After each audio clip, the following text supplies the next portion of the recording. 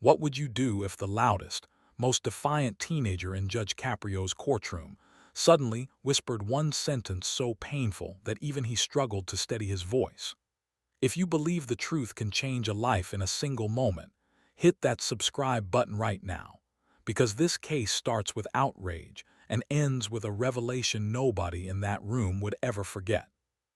At 7:42 on a cold Friday morning in Providence, a silver 2011 Toyota Camry rolled through a school crosswalk, clipped a fruit cart, sent oranges into the street, and left a 63-year-old crossing guard clutching her shoulder in pain. Drop a comment telling us whether you think a reckless driver deserves mercy before you hear the full story, because your answer may change by the end. The girl behind the wheel was 17-year-old Bella Cruz, known to everyone as Bella, wearing a charcoal Hollister hoodie under a thrift store Zara blazer, black leggings, and scuffed white Nike Air Force Ones that slapped the courthouse floor like she owned the place. Like this video, if you believe attitude can hide a deeper wound, because Bella's first few words made half the courtroom want the book thrown at her. But before Judge Caprio's gavel came down, before the body cam footage played, before the witnesses spoke, and before one trembling confession stopped the room cold, Bella Cruz looked like exactly the kind of teenager nobody wanted to defend. Share this with someone who needs to see how dangerous first impressions can be, because everything changed the second the truth caught up with her. Providence Municipal Court was packed that Monday afternoon. Courtroom 2B on Dorrance Street always had energy, but this felt different. There was the soft scrape of winter boots on tile, the muted rustle of case files, the hum of fluorescent lights, the occasional cough bouncing off the cream-colored walls. By 2:17 p.m., even the people waiting for parking tickets had stopped pretending they weren't listening. The clerk, Rosa Mendes, adjusted her glasses and called the case in a clear voice that cut through the room like a blade. Case number 24 TC 1187, City of Providence versus Bella Cruz. Charges include failure to yield to a pedestrian in a school zone, negligent operation, defective equipment, and operating without valid proof of insurance. Bella stood before the bench without looking impressed. Her dark hair was tied back in a messy knot, two loose curls framing a face that was beautiful in the way anger sometimes sharpens beauty into something hard. She folded her arms, leaned slightly onto one hip, and let out a breath that was almost a laugh. Judge Caprio looked over his glasses. He had seen bluster before. He had seen teenagers come in acting fearless, acting bored, acting invincible. But there was something in Bella's posture that didn't say confidence. It said fatigue wrapped in defiance. Still, he didn't soften. Not yet. "You're Bella Cruz." "Bella," she said. "You prefer Bella." "I just said that." A murmur moved through the gallery. The judge didn't react. "Miss Cruz, this is not a hallway at school. You'll speak respectfully here." She lifted one shoulder. "Respect goes both ways." That did it. A man in the second row muttered, "Unbelievable." Someone else clicked their tongue. Even bailiff Tom Sullivan shifted his weight. Because the people in that room knew the broad outlines of what happened on October 18, 2024. They knew that outside the crosswalk near Providence Career and Technical Academy on Westminster Street, crossing guard Angela Romano had been directing kids with her bright orange stop paddle when Bella's Camry rolled forward through the active lane. They knew Leonard Bell, a 58-year-old fruit vendor with a folding sidewalk cart, had lost almost a week's inventory when the Camry's bumper caught one wheel and sent apples, oranges, pears, and bruised bananas tumbling into wet street grit. They knew that 9-year-old Talia Monroe had frozen on the curb and started crying so hard a teacher had to carry her inside. The police report said no one was killed. It also said the front passenger headlight was cracked, the rear right tail light was taped with red plastic, and the driver initially failed to stop when ordered. In traffic court, those details mattered. In the court of public opinion, they mattered even more. City Prosecutor Daniel Harkins stood and buttoned his navy suit. He was in his early 40s, neat haircut, clipped voice, the kind of man who never seemed to wrinkle no matter how long the docket ran. Your Honor, the city intends to show that Miss Cruz drove carelessly through an occupied school crosswalk during active morning arrival, ignored the crossing guard's signal, damaged private property, and displayed a shocking indifference to the danger she created. Bella gave the smallest, ugliest smile. That smile spread through the room like gasoline meeting a match. Judge Caprio noticed, Miss Cruz are you amused? No, sir. I'm just trying to understand why everybody's acting like I robbed a bank because a cart tipped over. Gasps, actual gasps. Leonard Bell, seated in the first row with his cap in his hands, stared at her like she had slapped him. Angela Romano's jaw tightened. Talia Monroe's mother wrapped an arm around her daughter's shoulders.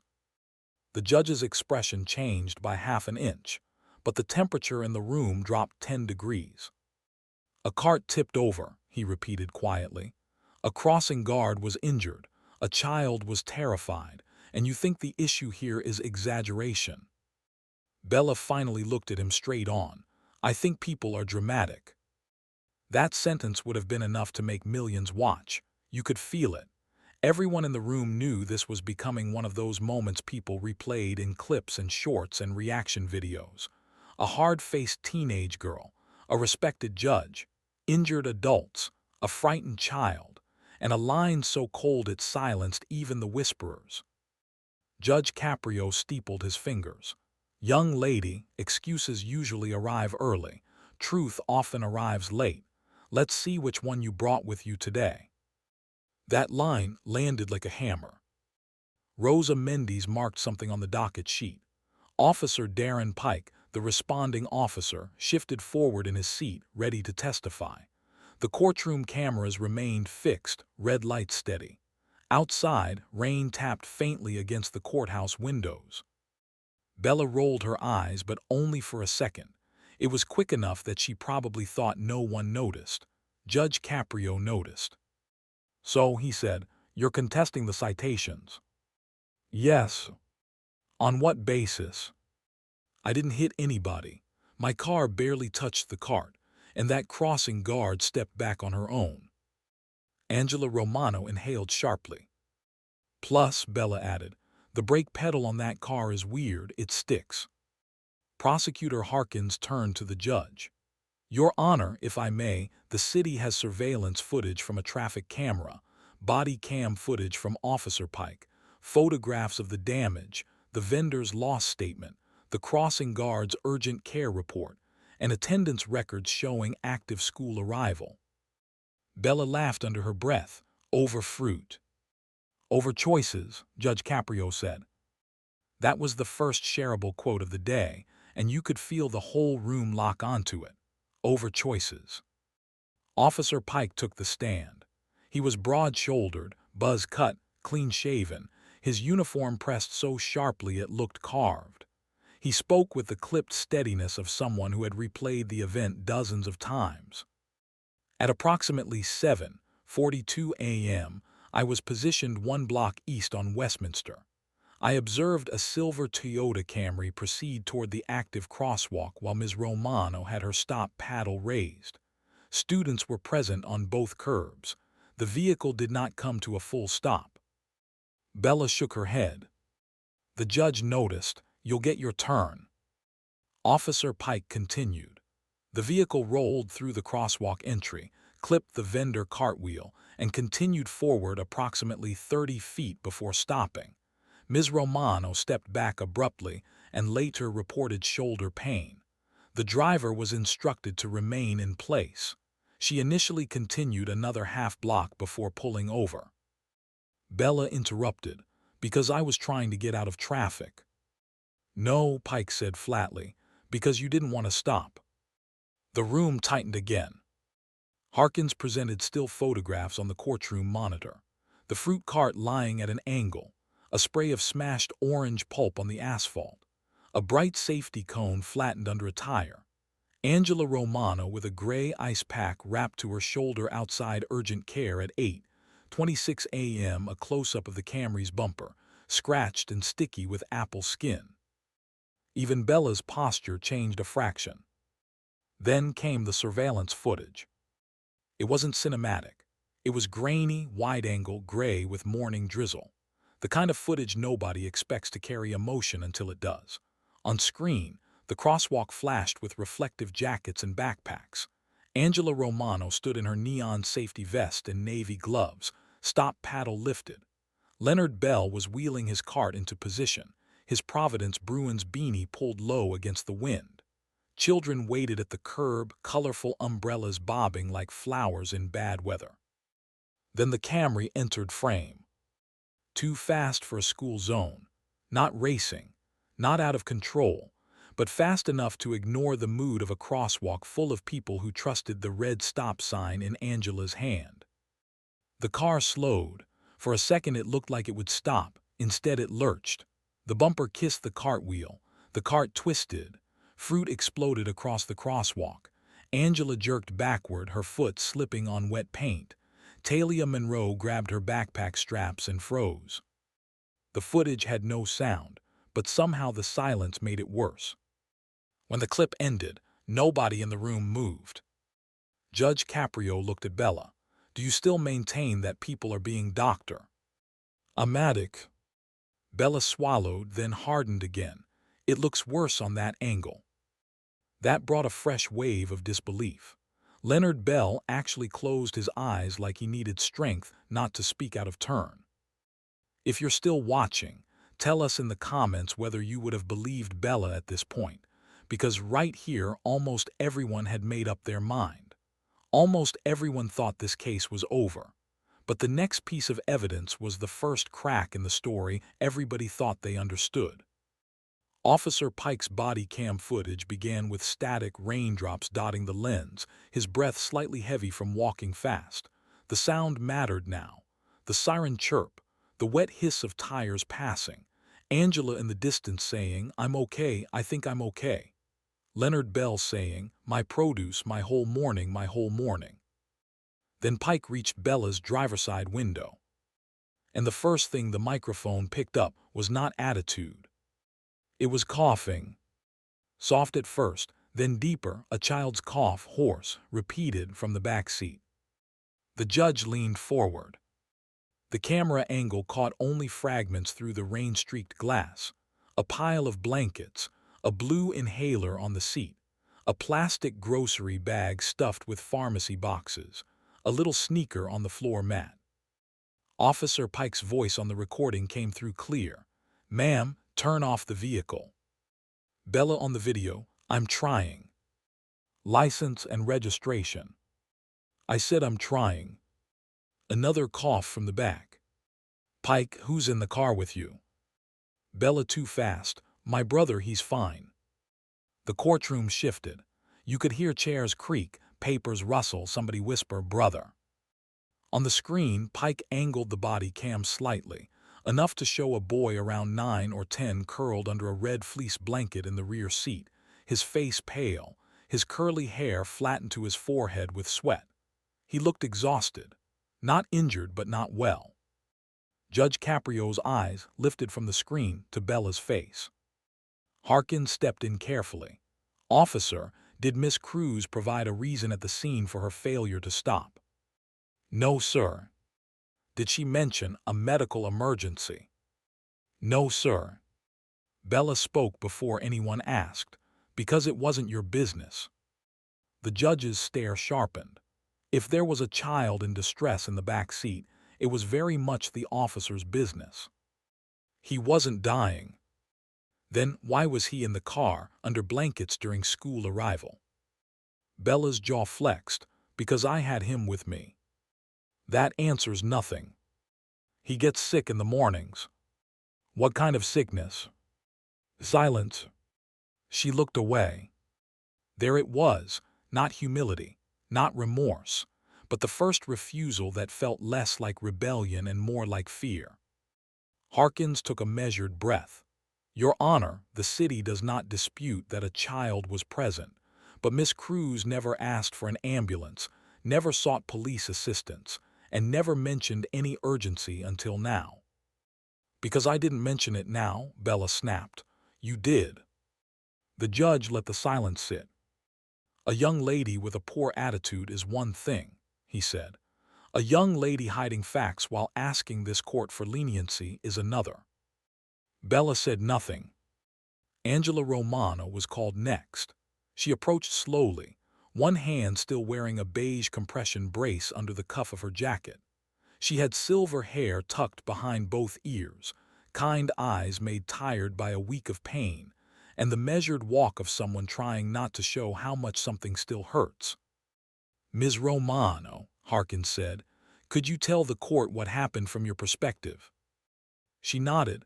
I had the children held on both sides. Rainy morning, busy.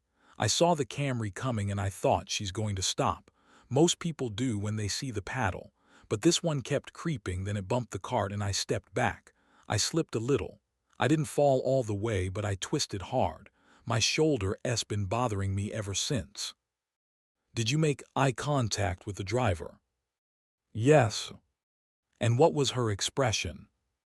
Angela looked at Bella for a long moment. Honestly, irritated, like we were in her way. That hurt more than if Angela had shouted. Bella stared at the table. Harkins asked, how has the injury affected you?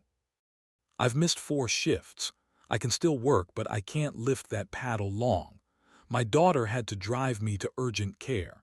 It may sound small to some people, but when you're paid by the hour, pain has a price. The phrase settled over the room. Pain has a price.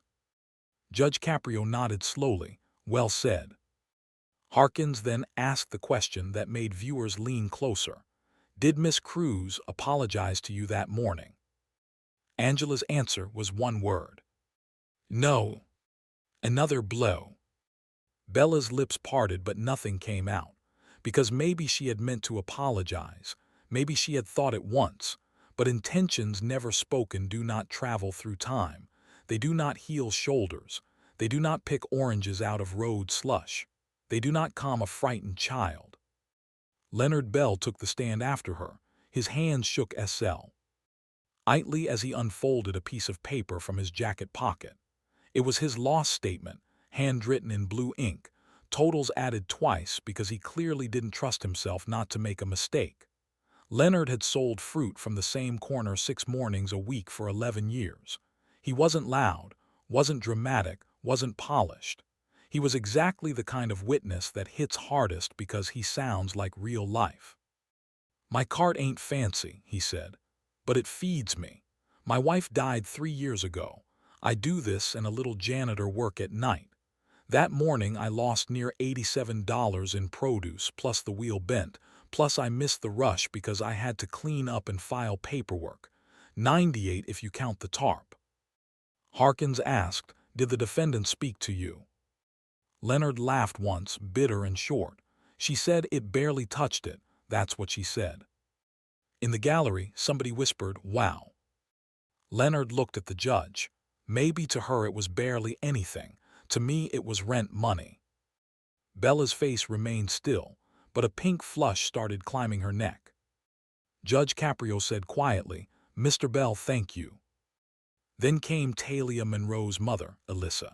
She didn't bring her daughter to the stand, and the judge did not require it. But Talia sat beside her, small fingers gripping a purple backpack with a frayed zipper pull. She wore a school uniform cardigan and did not look up. My daughter hasn't wanted to walk that corner since, Alyssa said. She asks if the cars see her. She asks if stop signs matter. She asks if adults are allowed to break rules because they're in a hurry. That was the moment outrage turned into something heavier, because now it wasn't just damage. It was trust. It was childhood trust punctured by adult carelessness. Even people who had arrived annoyed about their own minor citations sat straighter. Bella's voice came out flat. I didn't touch the kid. Alyssa turned. You touched her sense of safety. That line landed like a strike of lightning. Like this video, if you believe that sentence says everything about why moments like this matter.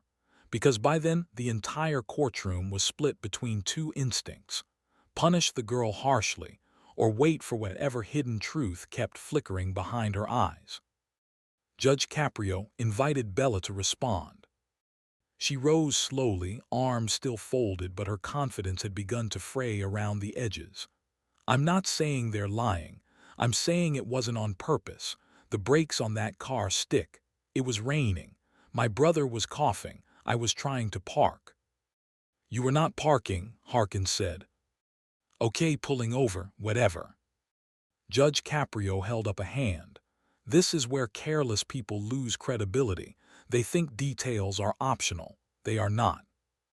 Bella looked tired all of a sudden, not humbled, just tired. The judge continued. "Your car was in poor condition. You drove through an active school crossing. You did not apologize. You minimized the harm. So help me understand why this court should view you as anything other than irresponsible." The answer should have been obvious. It should have been a simple choice between admission and stubbornness.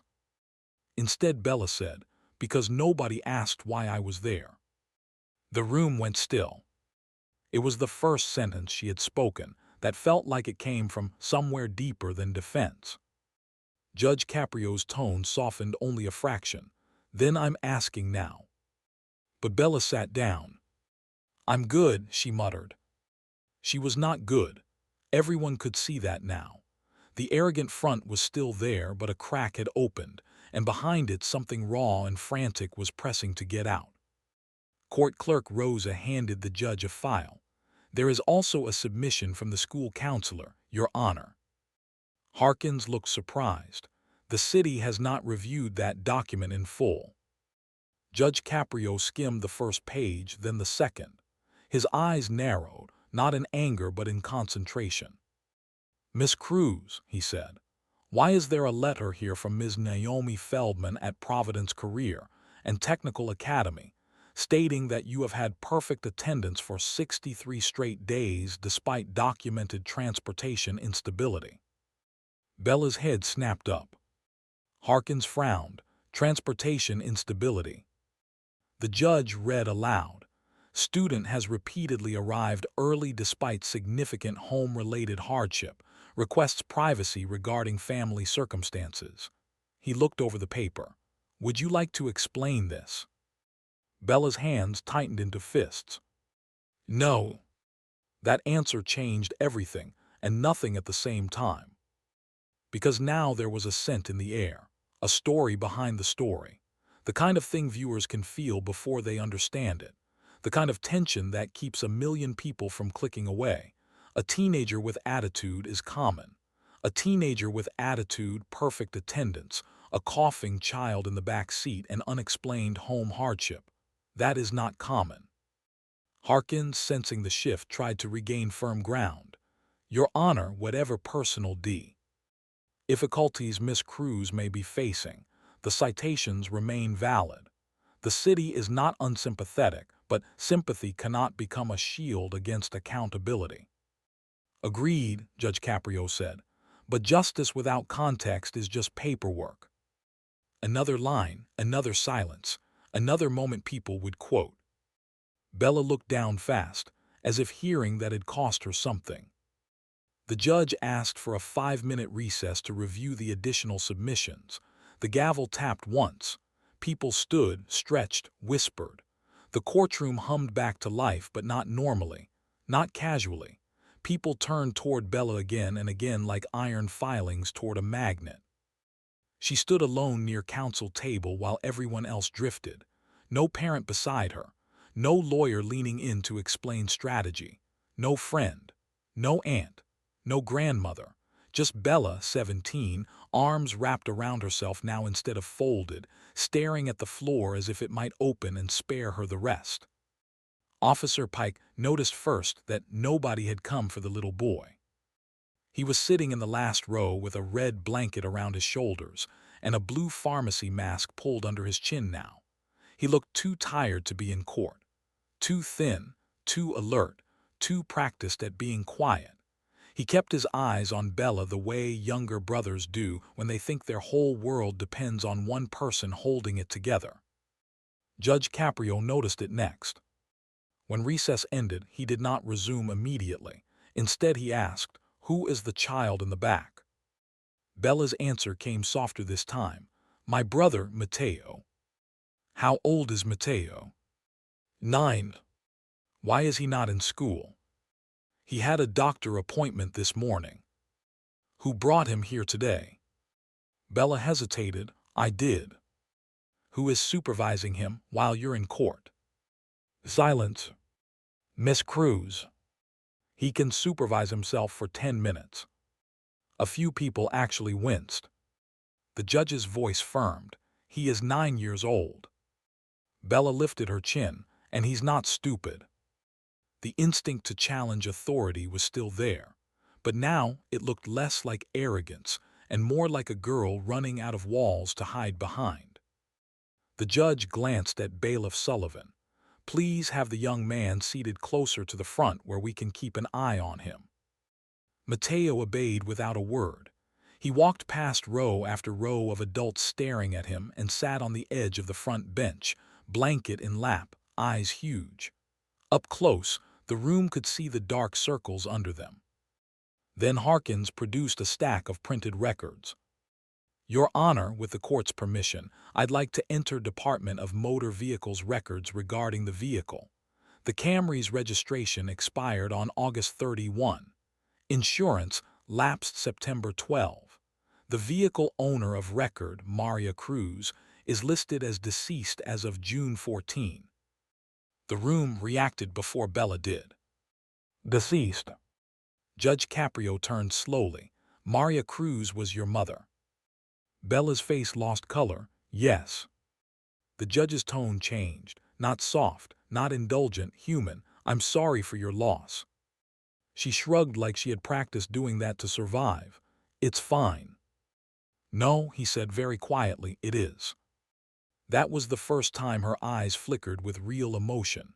Anger, yes, but behind it something close to panic. Harkins continued, perhaps not realizing how sharp his next question would sound. "Miss Cruz, if your mother passed away in June, why have registration and insurance not been updated?" Bella turned to him with sudden venom. "Because funerals cost money." Nobody moved. You could hear the rain again. Harkins stopped talking. Judge Caprio let the sentence settle like dust after an explosion. Because there are moments in a courtroom when a room full of strangers suddenly understands that a case file is made of paper, but a life never is. Still, sympathy was not the end of the matter. Not even close. A dead parent does not excuse a dangerous crosswalk violation. A hard life does not erase harm. The pressure in the room came from that exact collision. Compassion on one side, accountability on the other, and both were right. The judge spoke carefully. "Miss Cruz, do you currently live at the address on file on Manton Avenue?" Bella stared at the desk. "Do you?" "No." "Where do you live?" She said nothing. "Is there a guardian present for you today?" "No." "Why not?" "Because there isn't one." Now even Harkins looked unsettled. The judge leaned back. "You are 17. I know how old I am. Then answer me clearly. Are you living alone?" Bella's throat moved. "With Mateo." "Nothing." This was the cliff's edge. Everybody felt it. Everybody could sense the next answer might turn the entire hearing upside down. If you've ever seen a moment where a person's toughness starts to collapse in public, you know it doesn't happen cleanly. It happens like ice cracking. Sound first, movement second. Bella's fingers started shaking, only a little, enough for the cameras to catch if they zoomed. Then she did the one thing nobody expected. She smiled again. But this time the smile was all. Fall because it wasn't cruel, it was desperate. "You want the clean version or the real one?" she asked. Judge Caprio didn't blink. In this courtroom, those should be the same. Bella nodded once. "They're not." And just like that, the hearing entered a different world. Share this with someone who has ever judged a person too quickly, because the next few minutes peeled back every assumption in the room and revealed the kind of secret that makes justice feel heavier than punishment. The judge asked Naomi Feldman, the school counselor, to come forward since she was present in the gallery. Naomi was in her 30s, sensible flats, cream cardigan, hair in a low bun, the kind of school counselor who looked tired because she carried too much of other people's pain home with her. She raised her right hand, was sworn in, and sat with visible caution. "Ms. Feldman," Judge Caprio said, "you submitted a letter to the court. Why?" "Because I was afraid this hearing would treat Bella like a traffic file instead of a child." Harkins objected to the phrasing, but Caprio overruled him. "Proceed." Naomi took a breath. "Bella is one of the strongest students I've ever worked with. She has a 3.8 GPA. She's in the Health Pathways program. She has missed almost no school despite repeated signs that her housing situation is unstable. She has come to school wearing the same clothes for days, and yet she always turns in her work. She often arrives before staff, sometimes before the building opens." "Did she tell you why?" the judge asked. "Only partially. She said she and her brother had complicated mornings. She refused help more than once. She was terrified of state involvement." Bella's face hardened, because state involvement means families disappear. Naomi looked at her with pain. "Not always. Enough times." Nobody rushed to argue with her. The judge asked, "Did you report concerns?" "I made 2 wellness referrals. The listed home address produced inconsistent responses. Bella begged me not to push further until she turned 18. She said if anyone separated her from Mateo, he would stop speaking." Mateo's head dropped. Judge Caprio's hands, steady until now, tightened around his pen. Why would he stop speaking? Naomi swallowed. "Because that's what happened for almost 3 months after their mother died. He barely spoke at school. He still struggles when stressed." The whole room turned to the little boy on the front bench. He pressed the blanket harder around himself and stared at his sneakers. Harkins stood, gentler now. "Miss Feldman, are you saying Miss Cruz is the primary caretaker for this child?" Naomi hesitated. "I'm saying that from everything I have observed, she behaves like one." The judge turned back to Bella. "Is that true?" Bella did not answer. "Miss Cruz." "It's temporary." "How temporary?" Another silence. Officer Pike looked down. Angela Romano covered her mouth. Leonard Bell rubbed both hands together as if warming them against an invisible cold. The judge tried again. "Where have you been sleeping?" Bella laughed softly in disbelief, as if the courtroom had finally reached the part she had been dreading all along. "You really want to do this in front of everybody?" Judge Caprio's voice lowered. "I want to know enough to make the right decision." "That's funny," she said. "Everybody always says that right before they make the easy one." Then Harkins, perhaps sensing that the room was about to lose all structure, moved back to the citations. "Your Honor, before we continue with broader circumstances, the city still has the mechanic's inspection report requested by the defendant. It states the brake pedal was functioning within normal range at the time of examination, so the mechanical defense does not hold." Bella closed her eyes. There it was, another brick falling, another excuse gone. The judge nodded. "Very well, the brake issue is not supported." He looked at Bella for a long time. A hard life can explain a bad choice. It cannot magically transform it into a good one. Do you understand? She whispered, "Yes." It was the first yes. Harkins then entered a printed urgent care report for Angela Romano, documenting a rotator cuff strain and muscle spasm. Leonard Bell's loss sheet was admitted. Talia Monroe's mother submitted a brief statement from a school social worker describing the child's heightened anxiety at crosswalks since the incident. The paperwork piled up, and with each page the legal reality tightened. Bella was in trouble. Real trouble. Not juvenile detention, not prison, but license suspension, significant fines, a record that could complicate school, work, insurance, everything. And because Maria Cruz was dead, because the car title was unresolved, because no legal guardian sat beside Bella, every consequence now carried multiplied weight. Judge Caprio said what everyone knew. Miss Cruz, based on the evidence before me, the citations are substantiated. The only remaining question is disposition. Disposition, one word, a cliff.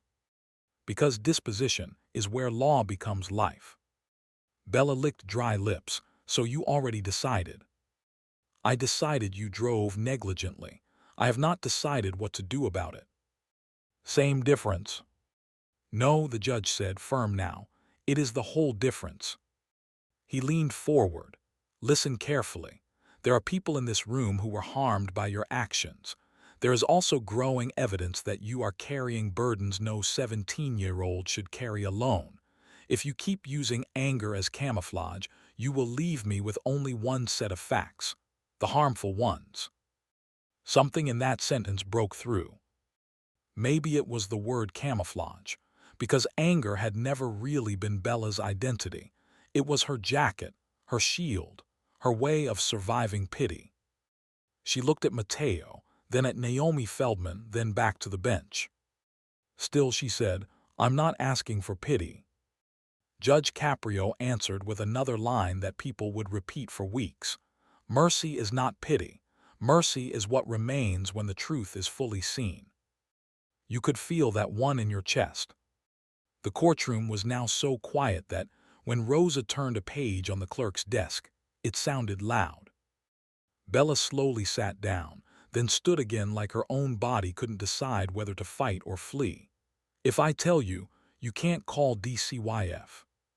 The legal air changed immediately. The judge's face became careful. I cannot promise something outside my authority if a child is in immediate danger. See, she shot back, that's why nobody tells the truth. Mateo finally looked up, terrified now. Naomi Feldman spoke softly, Bella. No, Bella's voice cracked. No, because everybody always wants honesty until honesty gets expensive. It hit the room like a punch. Angela Romano was crying silently already. Officer Pike looked rigid, the way cops sometimes do when procedure and humanity start pulling in opposite directions. The judge said, Is Mateo safe tonight? Bella answered instantly, With me, yes. Where? She stared at him. Where? And then another twist arrived. A woman stood from the back row, mid-50s, maroon coat, hospital badge clipped to her purse. Your Honor, may I speak? I'm Imani Briggs, I know the family. The judge allowed it after she was sworn. Mrs. Briggs explained that she had lived in the apartment below the Cruz family until the eviction in late September. Maria Cruz had died in June from an overdose complicated by pneumonia. Bella had tried to keep the household together afterward. There had been unpaid rent, notices on the door, then a lockout after repeated extensions. Mrs. Briggs had let Bella and Mateo stay on her couch, a few nights here and there. But her own lease prohibited long-term guests, and her landlord had threatened eviction too. The gallery absorbed each word. She never asked for money, Mrs. Briggs said. Only hot water, sometimes a place for Mateo to shower, sometimes just a wall socket to charge a phone. Harkins asked, Did you ever see an adult guardian caring for the children? Mrs. Briggs shook her head. No, sir. The judge asked quietly, Do you know where they slept when not with you? Mrs. Briggs looked at Bella as if asking permission. Bella looked away. In that Camry sometimes, Mrs. Briggs said. Sometimes at a motel on Post Road when Bella had enough cash from shifts. Sometimes in the waiting area of Rhode Island Hospital until security pushed them out. No one spoke. No one could. The image arrived in every mind at once. The taped taillight, the blankets in the back seat, the pharmacy bags, the perfect attendance, the cough. Suddenly, the smug teenager from the first 10 minutes was gone, replaced by something far more complicated and far more heartbreaking. A child performing adulthood in a body that had not yet finished being young. And yet the citations were still valid. That is why the room felt split open. Judge Caprio removed his glasses. He set them down carefully, almost ceremonially. When he spoke again, his voice was quieter. "Miss Cruz, is this true?" Bella's lips trembled, but she still fought. "Mostly. Mostly. We don't sleep in the car if it's freezing." That sentence made 3 people in the gallery cry at once. Mateo wiped his nose on the blanket and stared at the floor. The judge asked how long. Bella shrugged. "Since the end of September." "Who knows?" "Naomi, Mrs. Briggs, that's basically it." "Why not contact relatives?" She laughed without humor. "Which ones? My dad's in federal custody in Connecticut. My mom's sister moved to Florida 5 years ago and changed numbers. My grandmother died before COVID. It's not like there's some secret aunt with a spare bedroom and a minivan." The judge's voice nearly failed on the next word. "You've been doing this alone." Now it happened. The title moment. The room saw it as clearly as if someone had underlined it in light. Judge Caprio's voice trembled. Just a little, just enough. Not because he was weak, because he was. Because he had sat through decades of excuses and tears and manipulation and tragedy. And still, every now and then, the truth arrived in such a pure, devastating form that even wisdom had to stop and breathe. Bella saw it too. The judge wasn't acting. He wasn't performing sympathy. He was struggling to absorb what she had been carrying. And that finally broke her. She stopped standing like a fighter and started standing like a 17-year-old girl who had not slept enough in months. "My mom died on June 14th, she said, each word rough. "The ambulance came at 3:11 in the morning. Mateo saw them work on her in the kitchen. He still hears the machine beep in his sleep. I told him everything would be okay because somebody had to say it. Then everybody kept asking questions and talking about placement and emergency contacts and grief counseling and paperwork. Nobody asked who was making him breakfast the next day. So I did." Tears slid down Angela Romano's face. Bella kept going because now she couldn't stop. "I figured it out. I got shifts at a diner on Atwell's from 5 to 8. I changed before school in the gym bathroom. I signed his field trip paper with my mom's old signature because he cried when I told him I couldn't send him. I parked near Planet Fitness once just so we could use the bathroom in the morning. I stretched $20 for 3 days. I kept us together." Her voice rose, then shattered. "So yeah, I was in a hurry that morning. Because I had driven half the night after the motel kicked us out at checkout and Mateo had a fever, and I still had to get him to clinic and then get to school because if I lose school, I lose everything." Nobody moved. Nobody dared. Judge Caprio asked, barely above a whisper, "Why didn't you say that when the officer stopped you?" Bella laughed through tears. "Because if I say I'm homeless with a 9-year-old in the back seat, you don't see a sister, you see a case number." That line cut deeper than anything else. It was the moment of realization, the full shift, the point where the arrogant girl disappeared forever and the human being behind her stood trembling in open view. Like this video, if you believe no child should have to become a parent overnight, because what happened next did not erase Bella's mistake, but it changed the meaning of every choice in that courtroom. Judge Caprio put his glasses back on, then took them off again, buying himself a second. "Miss Cruz," he said, voice still unsteady, "what you did at that crosswalk was dangerous, very dangerous. Do you understand that?" Bella nodded, crying now without trying to hide it. "Yes, sir." "Say it." "I could have hurt somebody worse, I know." "Could have." She looked at Angela, looked at Leonard, looked at Talia and her mother. I did hurt people. I just kept acting like if I said it's small, it would stay small. That was the second turning point. It takes real humility to describe your own denial out loud. Judge Caprio asked, "Why the attitude?" Bella wiped her face with both hands. "Because people talk to poor kids like we're already guilty of being trouble. If I act scared, they get meaner. If I act hard, at least I know the rules." Another shareable quote. Another truth nobody in the room could quite deny. Prosecutor Harkins, to his credit, changed his tone completely. "Miss Cruz, is Mateo receiving medical care?" "He has asthma, community clinic mostly, sometimes urgent care." "Do you have prescriptions?" She nodded. "I keep them in the car or with me." Officer Pike looked like he wished he had asked better questions that morning. Maybe he had. Maybe she just hadn't answered. But regret was on his face now anyway.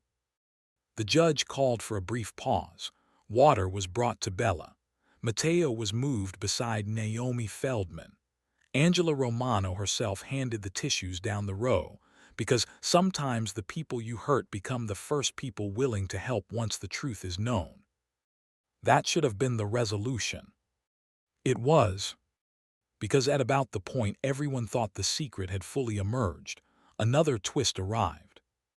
Rosa Mendes, reviewing the file, handed the judge a sealed envelope that had been submitted that morning but not yet opened. It was from St. Anne's Family Clinic. The judge skimmed it, frowned, and looked up. "Miss Cruz," he said carefully, "this letter states that you declined emergency shelter placement on October 19 because you refused to separate from Mateo. It also states you have not been fully truthful with clinic staff about your age. Why?" Bella stared straight ahead. "Because they help faster if they think you're 18. The judge closed his eyes for 1 second. "And are you?" "No, 17. 18 in 4 months. What else have you falsified?" She hesitated. That hesitation chilled the room again. "Miss Cruz." "School forms, work forms, not like crime, just enough to keep stuff moving." Harkins exhaled slowly. "Your Honor, this raises Sari O's concerns." It did, it absolutely did. Compassion did not erase fraud, however small and survival-driven. The room had swung toward empathy, and now it had to swing back into discomfort. Moral complexity. That was what made the case impossible to look away from. Judge Caprio's face hardened again, though not cruelly. "This is exactly why secrets spread damage. You are not just surviving. You are improvising with systems designed for adults." Bella's shoulders sagged. "I know." "Do you?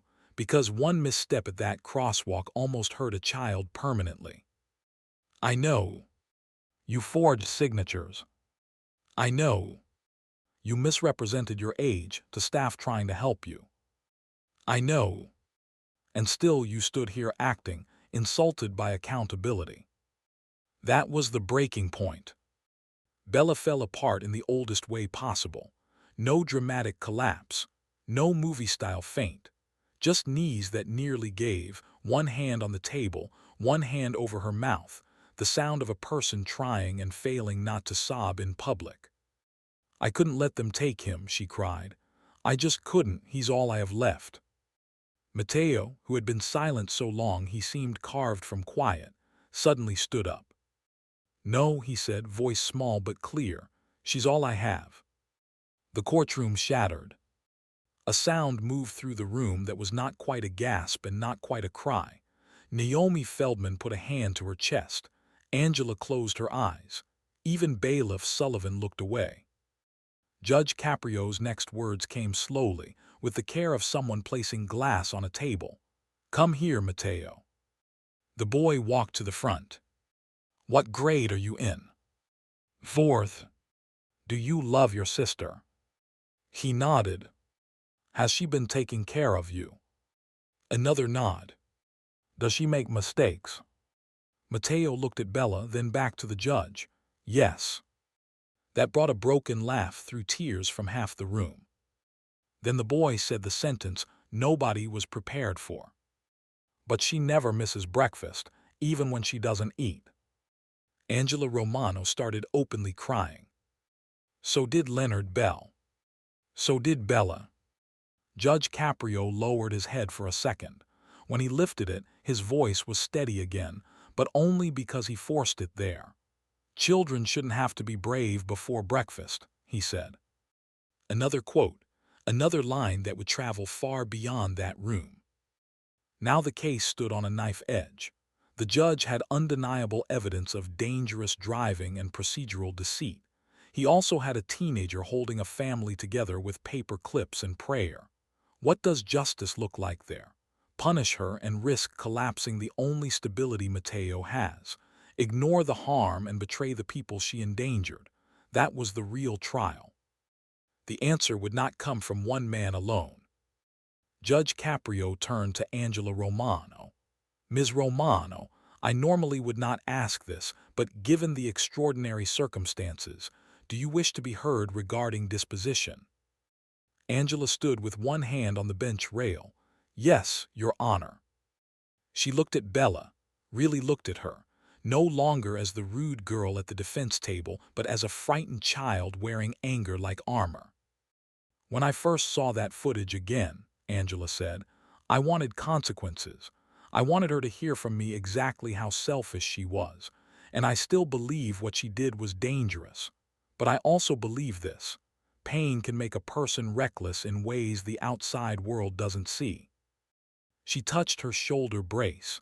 This hurts, but it'll heal. What worries me more is what happens if this girl gets crushed for one bad morning after surviving 100 bad nights. The room fell into reverent silence. I want accountability, Angela continued, not destruction. That sentence reframed everything. Leonard Bell asked to speak next. He walked slowly to the well, holding his cap with both hands. I lost money, he said. That's true, I was mad, still am some, but I also know what it is to keep going after a funeral because bills don't respect grief. My wife died on a Tuesday. I sold fruit again Thursday. He turned toward Bella. You should have apologized. Bella nodded through tears. I'm sorry. No, Leonard said gently. Say who you're talking to. She looked at him properly for the first time. Mr. Bell, I'm sorry I damaged your cart and acted like it didn't matter. He nodded. Good, because a bent cart is easier to fix than a bent heart. Don't bend yours any further. Even Judge Caprio smiled faintly at that. Alyssa Monroe, Talia's mother, stood too. This was the hardest one. The child fear, the trust rupture, the lingering anxiety. She spoke calmly. My daughter was scared. She still checks twice before stepping into that crosswalk. I won't pretend that's nothing. But if Bella is willing to look my daughter in the eye and own what she did, then I would rather Talia learn that people can change than watch another child get buried under punishment. Bella turned toward little Talia. I'm sorry I made you scared of the crosswalk. Stop signs do matter. I acted like mine didn't and I was wrong. Talia gave the smallest nod. And still the legal problem remained. Sympathy was growing. Forgiveness was appearing. But the judge could not simply smile and send Bella home. That would turn mercy into sentimentality, and sentimentality is not justice. Then came the twist around the 7,000-word mark, the one nobody could predict.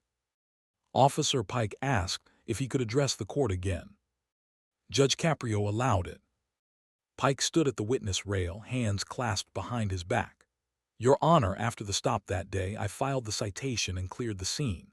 2 days later, I was off duty near Broad Street when I saw the same Camry parked behind a pharmacy. I recognized the plate. I intended to approach. Before I did, I observed Miss Cruz get out wearing fast food gloves and a visor. She removed a small paper bag from the front seat, woke the child in back, and split a breakfast sandwich with him. Then she gave him the larger half. Bella covered her face.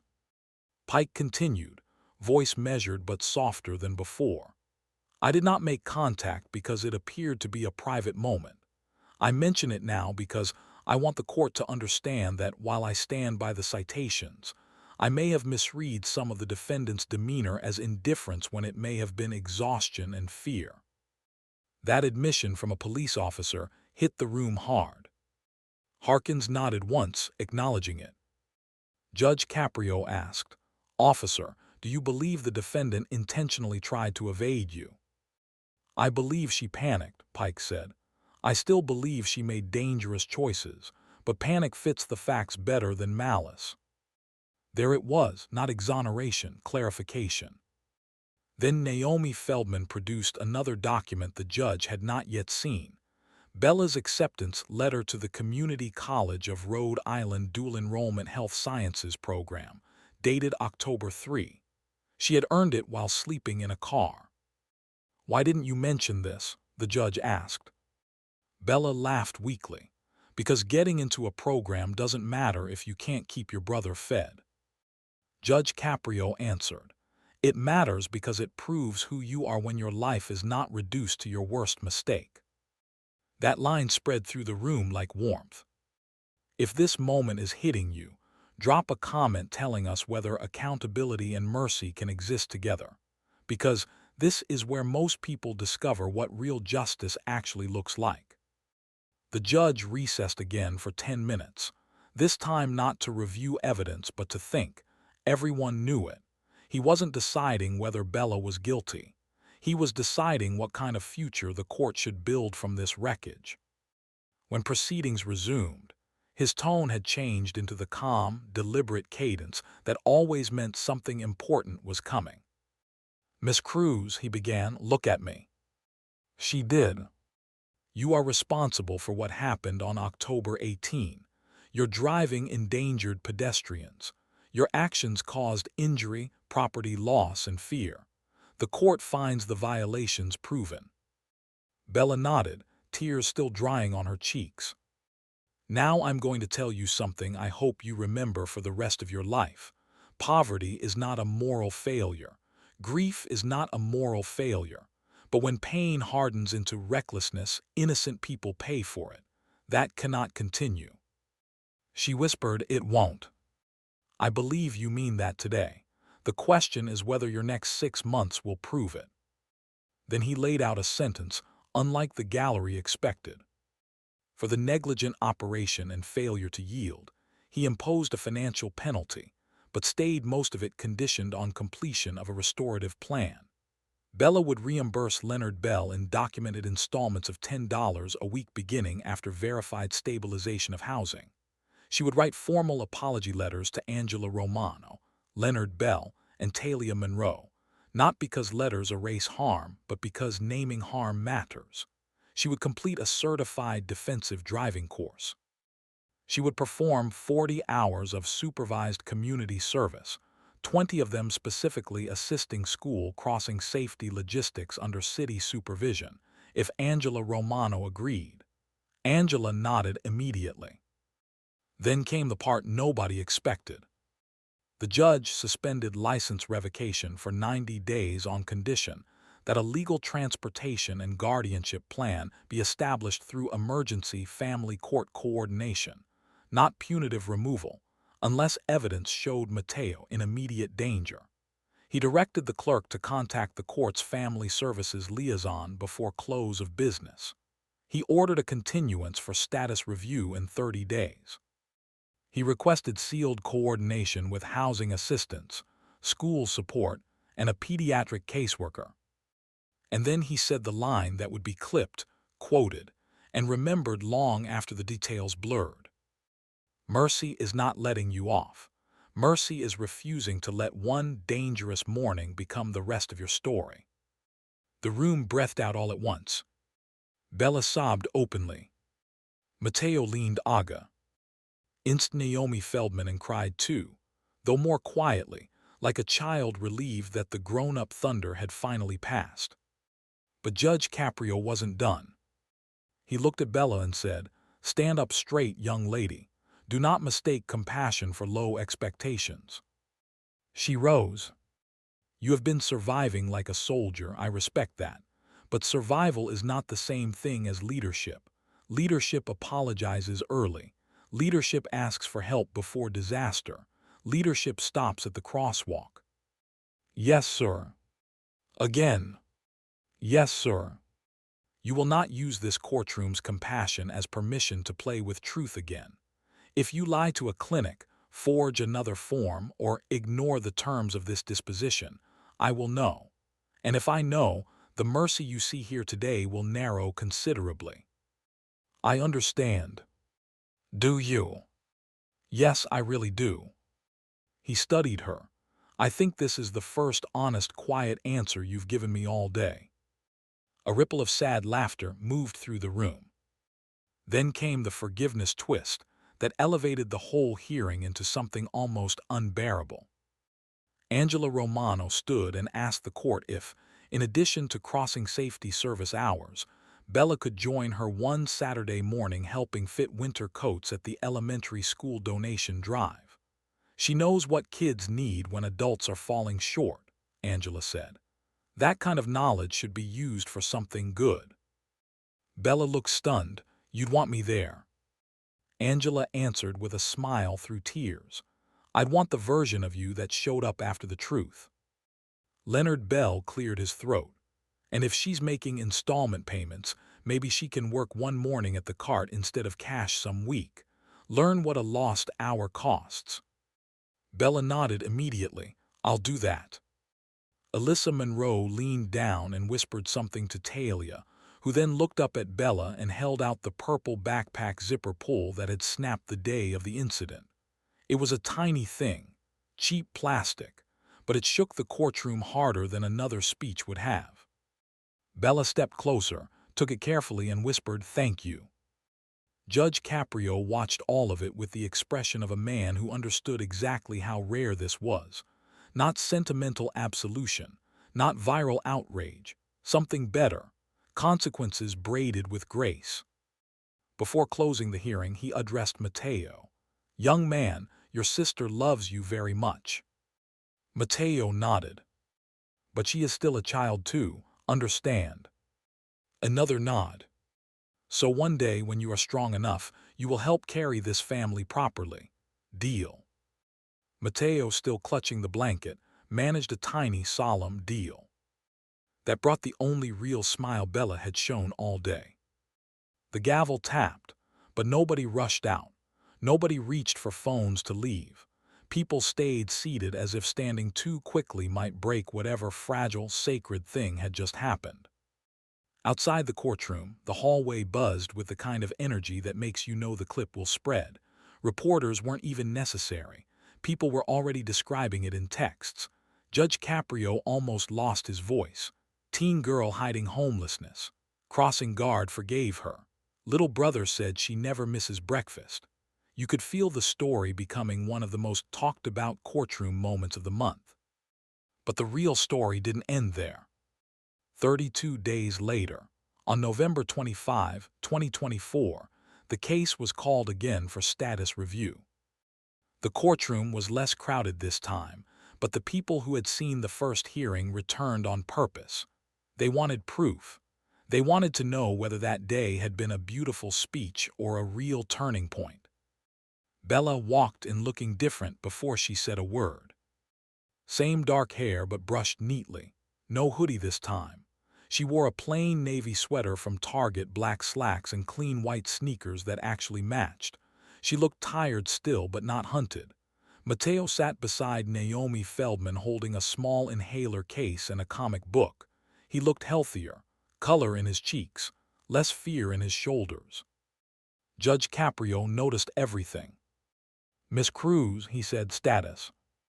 Bella swallowed, then smiled nervously.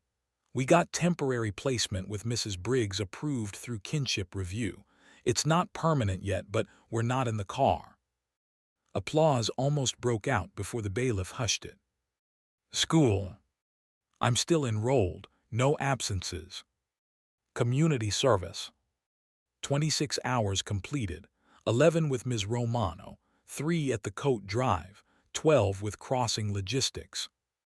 Angela Romano, present again, lifted her hand proudly from the gallery. Defensive driving course. Passed. Apology letters. Rosa Mendes handed copies to the judge. He scanned them. One line from Bella's letter to Talia Monroe stood out. I made the world feel unsafe to you for one morning, and I'm sorry for acting like that was small. Judge Caprio read it twice.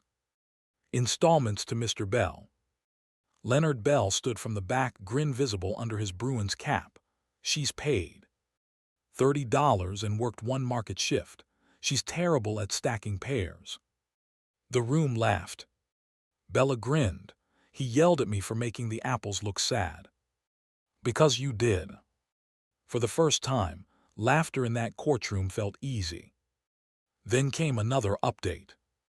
Naomi Feldman informed the court that a local nonprofit, after hearing about the case through community channels, had offered emergency tutoring support, winter clothing, and help processing benefits. Bella had also accepted counseling through a youth grief program. That last part surprised the judge. You agreed to counseling. Bella nodded. Turns out being angry all the time is exhausting. Judge Caprio smiled slightly. That is one of the wisest statements ever made in this courtroom. She blushed. And then, because transformation means very little until it is tested by humility, the judge asked the hardest question of the follow-up hearing. Miss Cruz, when you think back to the first day you stood here, what embarrasses you most? Bella answered without hiding. My mouth, she said, and the fact that I thought if I minimized what happened, I'd protect myself. Really, I was just insulting the people I hurt. What would you say to the version of you from that first hearing? She looked down, then up. I'd say, stop performing tough and start telling the truth. The truth is cheaper than the damage you do trying to hide it. Another quote, another earned one. Like this video, if you believe redemption only matters when behavior actually changes, because Bella wasn't being praised for her pain. She was being measured by what she did after the truth came out. The judge modified the payment schedule to accommodate Bella's school load and confirmed that further review would remain under seal regarding family services. But before closing, he asked if anyone else wished to speak. Mrs. Briggs did. She approached with tears already in her eyes. Your Honor, I just want the record to reflect something. Since moving in, Bella wakes Mateo every morning, makes his medicine chart, packs lunch, gets him to school, goes to her own classes, works evenings, and still somehow apologizes when she uses too much hot water. She is not perfect. She is a child carrying too much, but she is trying. The judge nodded. Trying honestly counts. Then he looked at Bella and said, do not become addicted to being admirable in crisis. Build a life where you are allowed to be ordinary. That one hit differently, deeply, because some children grow so used to survival that they start mistaking struggle for identity. The judge saw that risk in her too. The review ended. The case was continued again. And then came the epilogue nobody saw in court, but everyone needs in a story like this. 6 months later, on May 14, 2025, a letter arrived at